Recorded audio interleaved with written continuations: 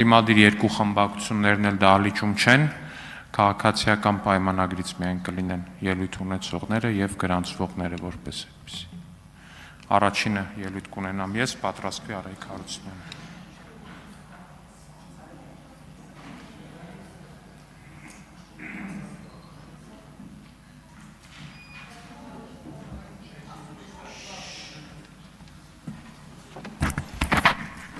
Հարգելի գործընկերներ, ես նախ ուզում եմ մեր քաղաքացիներին բացատրել, թե ինչ տեղի ունեցավ քիչ առաջ։ Ազգային ժողովի նիստերը վարելու առաջին իսկ բայց ինձ թվում է բոլոր գործընկերները նկատած կլինեն, որ ես ընդգծված վերաբերմունք ունեմ առհասարակ դահլիճի կարգապահության նկատմամբ, ու իդեպ դա անում եմ առանց խտրականության։ Թե մեր խմբակցության նկատմամբ եւ թե ընդդիմադիր խմբակցությունների նկատմամբ, եւ դա նույնիսկ իմացա, որ արժանացել է ընդդիմադիր падգամավորներից մեկի, տենց կոշտ գնահատականին, թե ինչու է նույնիսկ սեփական թիմակիցներին նախազգուշացումներ հայտարարում եւ այլն։ Ազգային ժողովի կանոնակարգ օրենքը նիստը նախագահողին տալիս է լիազորություններ, եւ այդ լիազորությունները կիրառելի են։ Այդ լիազորությունները ուղղված չեն որևէ մեկին նսեմացնելուն եւ որևէ մեկին վիրավորելուն, բայց հազար ներողություն, երբ որ падգամավորի նկատմամբ կիրառվում է նախազգուշացում եւ ասվում է լռեք հարգելի պարոն Էսինչյան եւ հարգելի падգամավորը տեղից ասում է չեմ լռի, ես է ձեզ եմ նախազգուշացում հայտարարում, դրան հաջորդում է հաջորդ կարգապահական տույժը, դրան է հաջորդում է հաջորդը դահլիճից հեռացում, ու երբ որ падգամավորը ասում է, որ ես երբ ուզեմ այդ ժամանակ դուրս կգամ, այդ ժամանակ նիստը նախագահողը պետքա ցույց տա, որ չէ, դա այդպես չի, երբ որ նիստը նախագահողը ասում է լքեք դահլիճը, դուք լքելու եք դահլիճը։ Հակառակ պարագայում ուրիշ արտահայտություններ մի արեք, որ հետո այդ ձեր արտահայտությունները բան չլինի, բայց ես իրականում ավելի շատ ուզում էի այս պահին ազգային ժողովի շենքը ըստ երևույթին լքած ուժեղ Հայաստան խմբակցության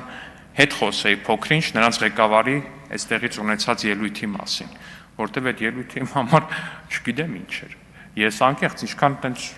լսեցի այդ ելույթը, այդքան իմ համար ուղղակի աբսուրդի ժանրից էր։ Հասկանում եք Սերժ Սարգսյանի փաստացի հանրապետական կուսակցության շարունակությունը այստեղ ուժեղ Հայաստան դաշինքը այստեղ եկել է ասում է դուք պատերազմի կուսակցությունն եք, դուք մեզ մեղադրում եք նրանում, որ Ռոբերտ Քոչյանն էր մեր թեկնածուն։ Հարգելի գործընկերներ, եկեք ձեզ մի հատ պարզ բան ասեմ։ Միջև ընտրությունները առհասարակ ուժեղ Հայաստանը ամեն կերպ փորձում էր ցույց տալ դիստանցավորվել Ռոբերտ Քոչյանից ու նրա Հայաստան դաշինքից։ Այդպես է, թե այդպես չի։ Ամեն կերպ ցույց էին տալի, թե իրանք իրար հետ կապ չունեն։ Այն մարդ ընտրությունների գիշերը հենց եկավ, հենց այդ քվյատուփերը բացեցին, մեկ էլ իրանք մամուլներով սկսեց գնալը, միասնական ընդդիմությունը միասին այսքան ձայն է հավաքել։ Միասնական, բայց ընդդիմությունը որ միասնական էր միջև ընտրությունները ինչի՞ չէիք ասում։ Մենք ասում էինք, որ դուք միասնական եք։ Այո, ես անձամբ ասում էի, որ Սամվել Կարապետյանը եւ Ռոբերտ Քոչյանը միևնույն դաշինքի մեջ են։ Եվ գիտեք ինչ, որպես ապացույց, Էսա, որպես ապացույց, մի խմբակցությունը դուրս եկավ, մյուսը հետը դուրս եկավ, որպես ընդդիմություն գործում են նույնական, միասնական ընդդիմություն Ռոբերտ Քոչարյանի հետ։ Իրենց հետընտրական վարքագիծը ակնհայտորեն փաստացի ապացուցում է մեր նախընտրական խոսույթը իրենց միասնական լինելու մասին։ Ասում է Սամվել Կարապետյանն էր մեր վարչապետի թեկնածուն։ Կներեք, որ Սամվել Կարապետյանն էր ձեր վարչապետի թեկնածուն, այս ընտրություններից արդեն քանի ամիս անցել է։ Ինչու՞ միջև հիմա ձեր նախկին ապագա վարչապետի թեկնածուն կամ նախկին ապագա վարչապետը կամ հավերժ հաջորդ վարչապետը, որ ձևակերպումը ձեր սրտին ավելի մոտ է, ինչու՞ միջև հիմա չի հրաժարվել Կիպրոսի եւ Ռուսաստանի քաղաքացիություններից։ Կարող է հիմա էլ արդեն Կիպրոսի վարչապետի թեկնածուա Կիպրոսի գործընկերներին պետք է հարցնենք, թե հիմա Ռուսաստանում հիմա դումայի ընտրություն ենք, կարող Ռուսաստանի դումայում ուզում առաջադրվի, չգիտեմ, որպես падգամավոր։ Էս է ամբողջ, ասում բանը, ձեր նախընտրական խոսույթը, մեր նախընտրական խոսույթին կներեք այս արտահայտության համար, բայց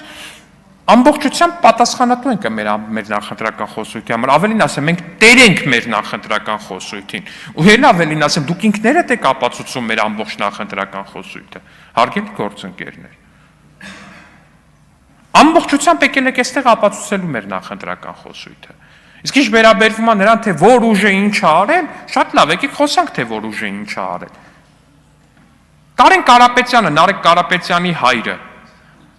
Երբ որ հանրապետական խմբակցության նախագահ էր, հետո Սերժ Սարգսյանի աշխատակազմի ղեկավար էր ու հեղափոխության օրվա դրությամբ էլ հանրապետական падգամավոր էր։ Քանի հազար դրամի թոշակ էր թողել Հայաստանի Հանրապետության թոշակառուներին նվազագույն։ 16000 դրամի։ Դուք 16000 դրամ թոշակ տվող կուսակցություն եք։ Դուք 16000-ի կուսակցությունն եք, հարգելի գործընկերներ։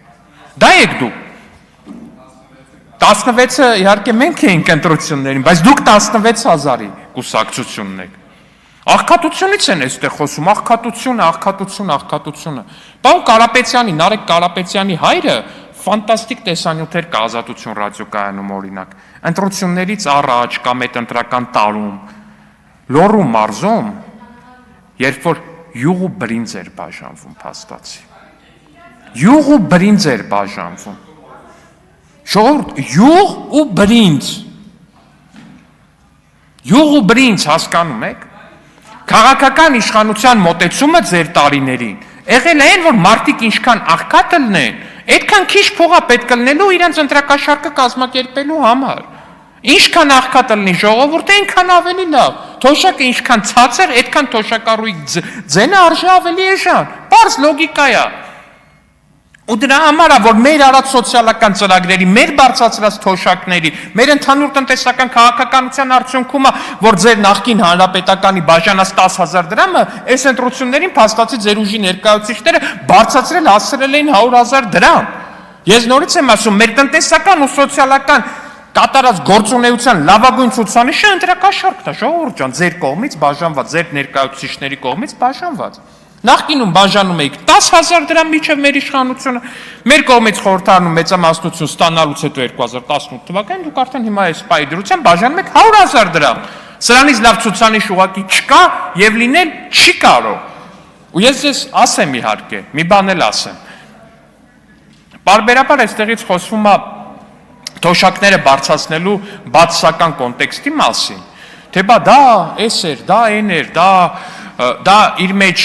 պարունակում էր սոցիալական կաշառքի որոշակի դրվագներ, այսպես, այնպես, բա ինչ պարտադիր էր բարձրացնել։ Սիրելի թոշակառուներ, հանկարծ չմտածեք։ Էլի բարձրացնելու ենք ձեր թոշակները, ինչպես խոստացել ենք նախընտրական շրջան։ Ու բարձրացնելու ենք բոլորին, անկախ նրանից, թե դուք մեզ եք ընտրել, մեզ չեք ընտրել, անկախ նրանից, չգիտեմ, օրինակ ձեր թոռնիկները գուցեև ուժեղ Հայաստանի падգամավոր են, Հայաստան դաշինքի падգամավոր են։ Մենք ձեր թոշակները բարձրացնելու ենք, ուզեք, թե չուզեք։ Այսքանը, շնորհակալություն։